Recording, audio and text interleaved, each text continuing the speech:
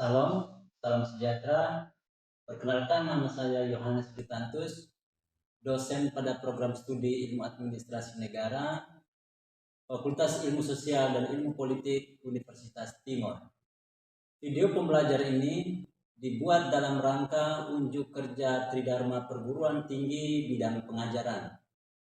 Sebelum saya menampilkan cuplikan video pembelajaran di kelas, perkenankan saya untuk mendeskripsikan secara singkat mata kuliah yang saya ampuh, yaitu mata kuliah kebijakan publik.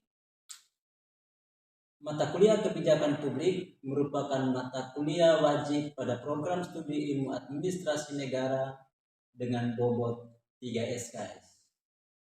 Pada pembelajaran mata kuliah ini, metode pembelajaran akan menggunakan metode ceramah, small group discussion, dan pembelajaran mandiri melalui penugasan-penugasan baik tugas individu maupun tugas kelompok. Selanjutnya, pada mata kuliah ini capaian pembelajaran yang diharapkan yaitu: pertama, mahasiswa memiliki sikap bertanggung jawab atas pekerjaan di bidang keahliannya secara mandiri. Kedua, mahasiswa mampu memahami konsep-konsep dasar dan ruang lingkup kebijakan publik. Ketiga, mahasiswa mampu menguasai sejarah perkembangan studi kebijakan publik. Keempat, mahasiswa mampu memahami model-model perumusan kebijakan publik. Kelima, mahasiswa mampu memahami masalah dan isu kebijakan. Keenam, mahasiswa mampu memahami agenda setting. 7. Mahasiswa mampu untuk memahami tahapan kebijakan publik dari tahapan perumusan kebijakan publik, implementasi kebijakan publik, dan evaluasi kebijakan publik. Capaian pembelajaran mata kuliah ini akan dibawakan atau disampaikan dalam 8 pokok bahasan. Di antaranya, pertama, konsep dasar dan ruang lingkup kebijakan publik. Kedua, sejarah perkembangan studi kebijakan publik. Ketiga, model-model perumusan kebijakan publik. Keempat, masalah dan isu dalam kebijakan publik. Kelima, penyusunan agenda setting. Keenam, proses perumusan kebijakan publik. 7. Implementasi kebijakan publik. 8. Evaluasi kebijakan publik. Terakhir, evaluasi pembelajaran pada mata kuliah kebijakan publik ini yaitu melalui penilaian: pertama, tugas, yaitu mahasiswa menyusun critical review terhadap bahan kajian yang sudah dipelajari dengan distribusi 1 tugas kelompok dan 1 tugas individu sebelum pelaksanaan UTS, dan 1 tugas kelompok menyusun critical review materi sebelum waktu pelaksanaan ujian akhir semester dengan bobot 15%. Kedua, penilaian kuis, yaitu dengan menggunakan aplikasi Quizzes dengan bobot 10%. Ketiga, penilaian partisipasi dan kepribadian mahasiswa, yaitu menilai keaktifan serta sikap mahasiswa selama proses pembelajaran dengan bobot 15%. Keempat, penilaian ujian tengah semester, yaitu dengan menggunakan tes tertulis dengan bobot 30%. Dan kelima, penilaian ujian akhir semester, yaitu dengan menggunakan tes tertulis dengan bobot 30%. Penilaian akhir mahasiswa akan diumumkan pada Syakat Cloud Universitas Timor, yang mana semua mahasiswa dapat melihat penilaian dan diberikan waktu untuk melakukan sanggahan sebelum nilai dikunci permanen. Berikutnya akan ditampilkan cuplikan video pembelajaran. Terima kasih.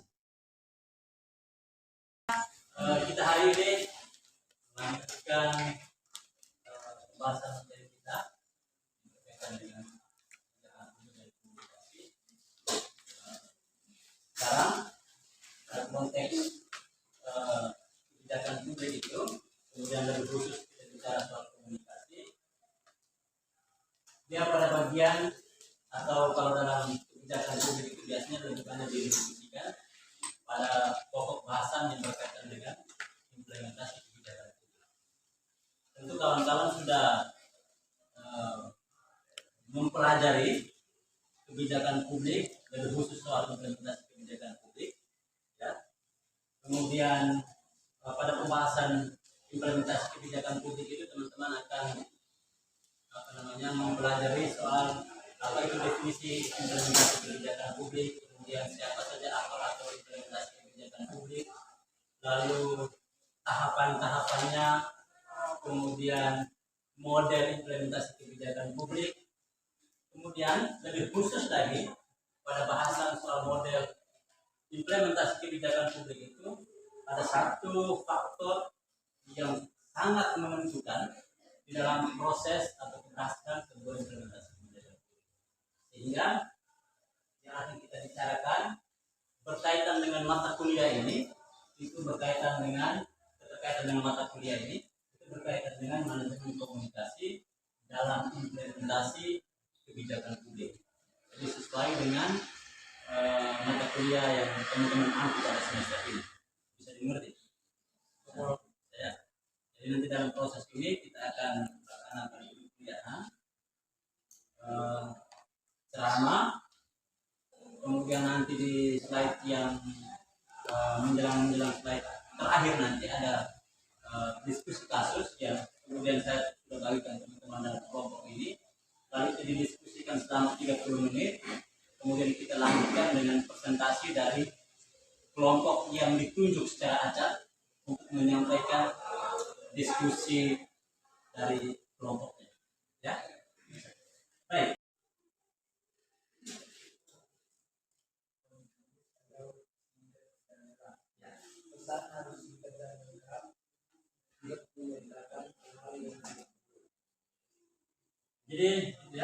Jadi syarat yang ketiga, pesan yang disampaikan kalau bisa itu singkat, padat, dan jelas.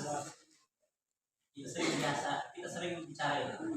Tolong sampaikan secara singkat, padat, dan jelas. Jangan bata putar, kemudian pesannya itu apa kita juga tidak paham. Dia yang bicara saja dia tidak tahu apa yang dia mau sampaikan. Jadi singkat, padat, dan jelas. Kemudian yang berikut,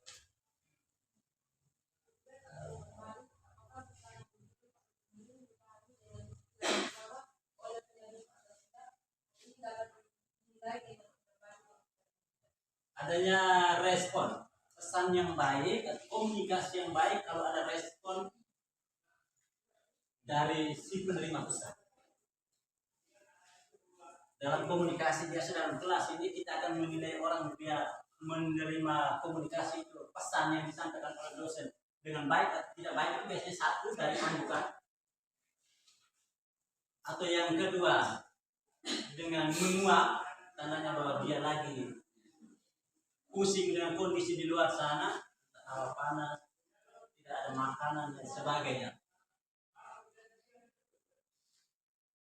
Atau ada yang topeng dagu, itu pertanda bahwa dia punya pertanyaan tapi mau dilontarkan, dia takut.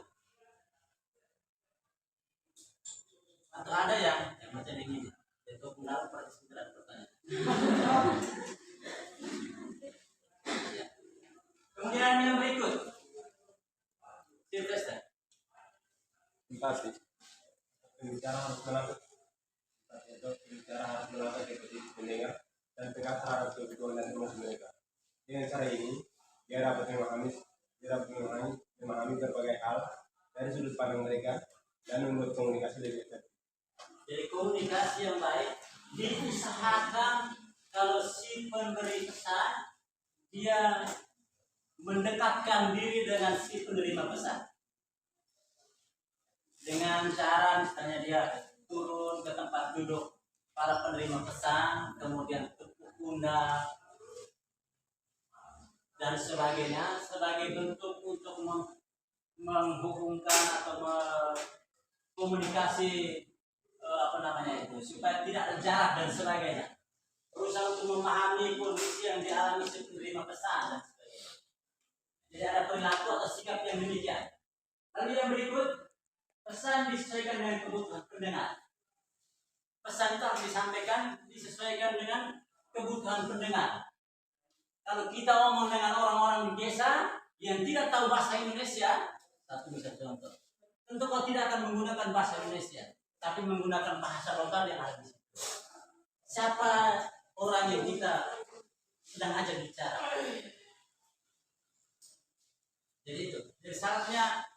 Kemudian yang berikut, penggunaan multiple transmisi atau banyak channel, banyak media, penggunaan bermacam-macam media untuk menyukseskan atau mengefektifkan proses komunikasi itu. Bisa melalui pesan lisan,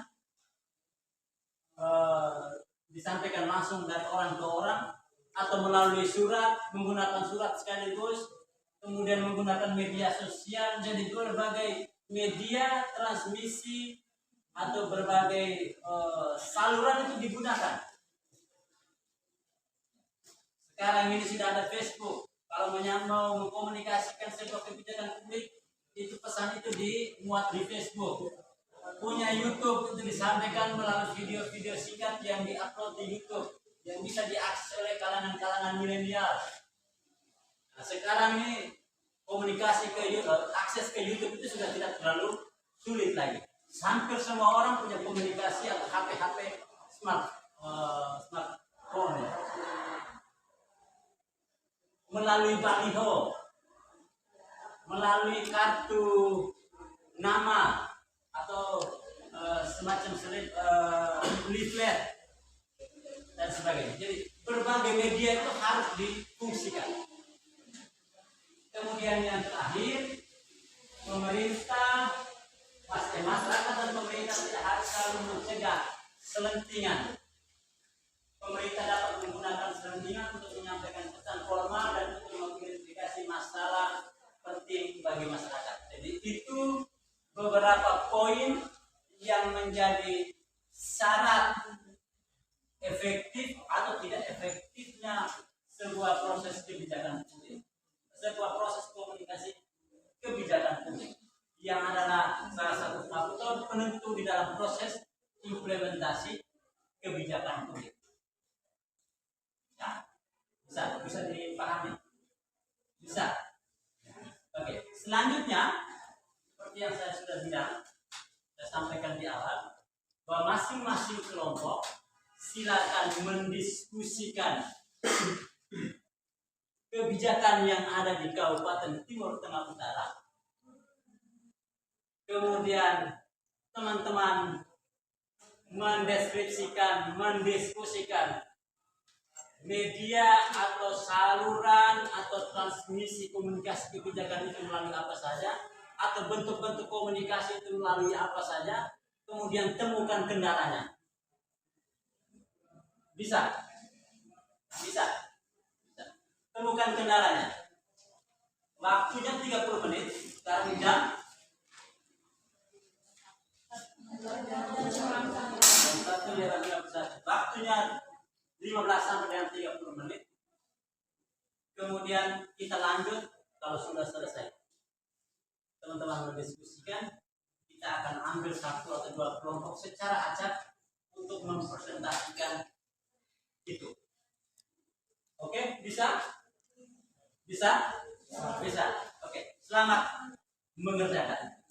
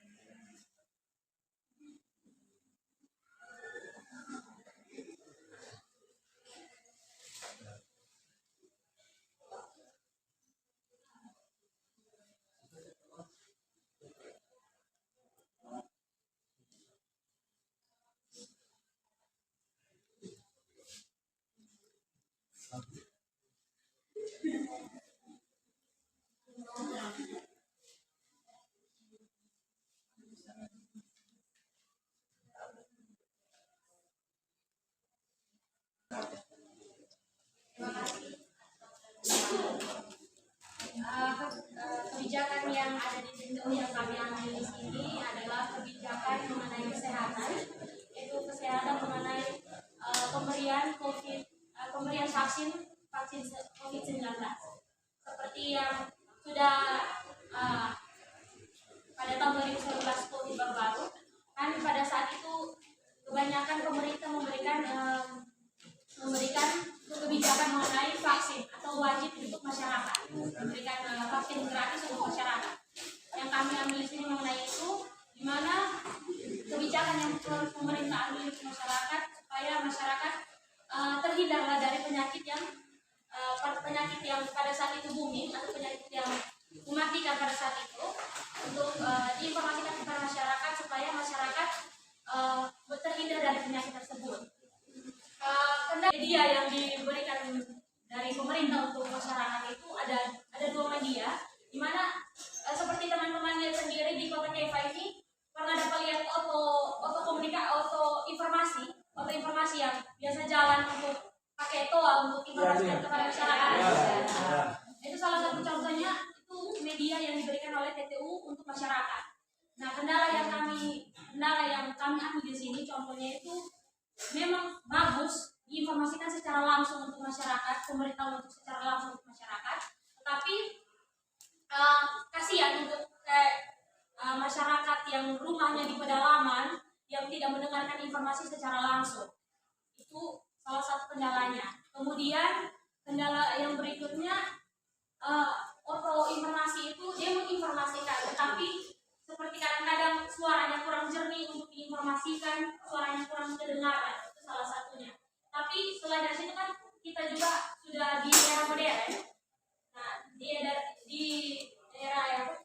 era modern ini juga diinformasikan secara media sosial supaya kalau seandainya contohnya seperti kendala yang tadi kurang kedengaran atau yang di masyarakat di pedalaman kurang dengar, ada media sosial untuk masyarakat tahu lebih jelas bahwa di rumah sakit ini atau di puskesmas ini disediakan vaksin untuk COVID-19 secara gratis.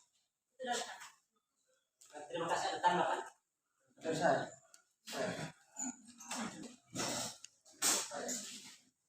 Saya dengar dari Lala, katanya harus dimuatkan di media sosial. Dan bagaimana untuk ini di masyarakat yang di pelosok ini dapat jaminan? Bagaimana mereka bisa tahu tentang itu? Terima kasih mengenai itu. Posisi begini teman, kan di kota TTU di kabupaten kita sendiri. Menurut teman, di TTU sini ini daerah di sekitaran sini mana yang teman? Harus Di bagian buk. Ya, oke, itu contohnya begitu toh. Tapi kan yang seperti saya bilang toh, kan ada juga auto yang keluar untuk informasikan itu toh. Nah, tidak mungkin teman-teman, tidak mungkin masa tentang untuk informasi media sosial tidak mungkin tidak ada yang lain-lain untuk masuk informasikan. Contohnya kayak dari kantor atau kayak bidan-bidan yang contohnya bidan-bidan yang bidan-bidan desa pasti masuk untuk menginformasikan bahwa di sini nih pasti di sana juga ada puskesmas, di mana pasti ada informasikan langsung kok. Di sini ada untuk penyediaan ini vaksin untuk COVID-19. Baik, itu salah satu contoh soal kebijakan yang ada di TTU. Ya, dan teman-teman yang lain juga menentukan kebijakan. Kelompok ini kebijakan. Kebijakan soal penanganan bersih. Kelompok yang itu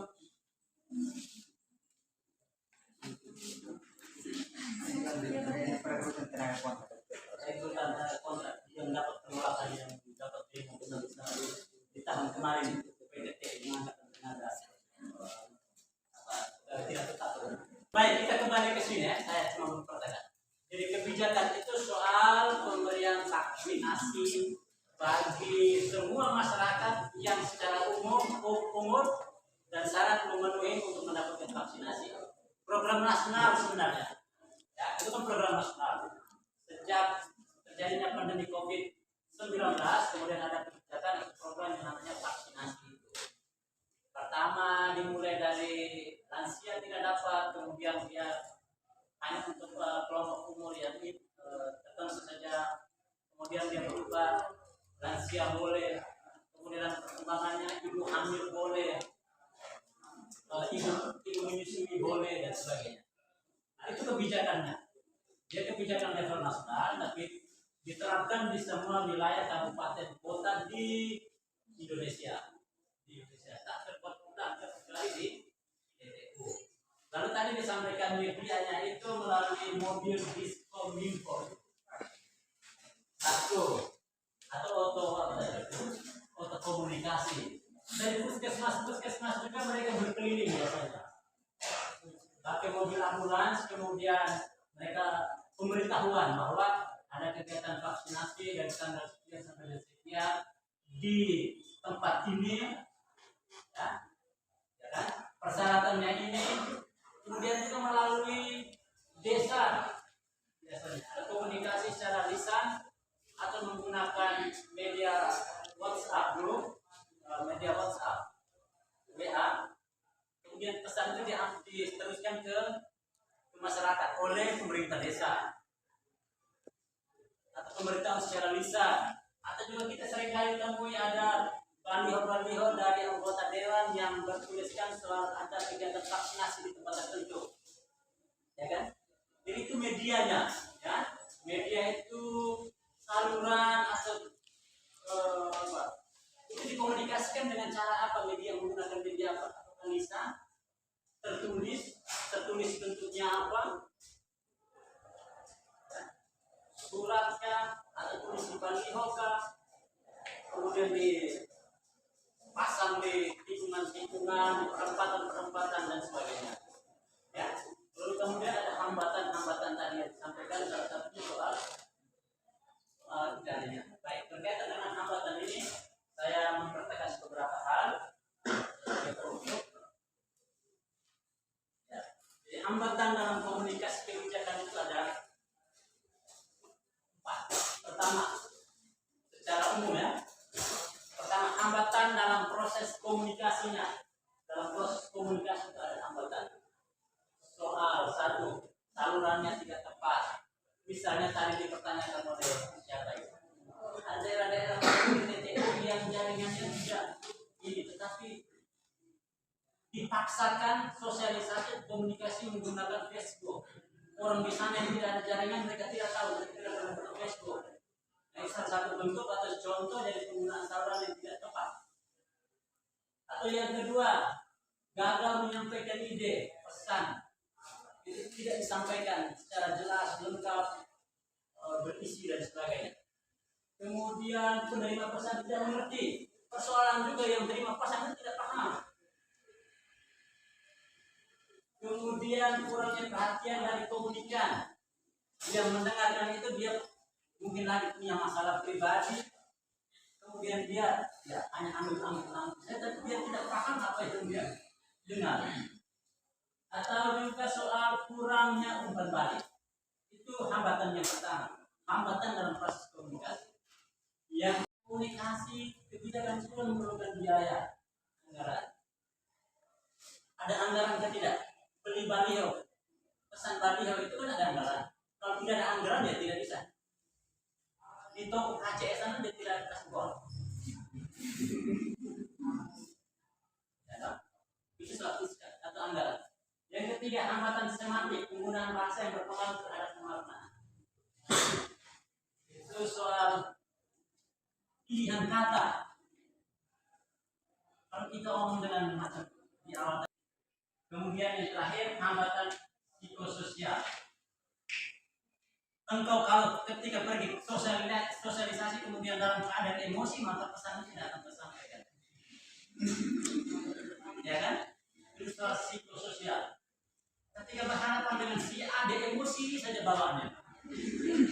Maka pesan yang dia sampaikan itu menjadi tidak efektif. Komunikasi tidak menjadi efektif. Jadi ini beberapa hambatan dalam komunikasi kebijakan. Ya. Jadi materi kita hari ini sampai ini. Ya.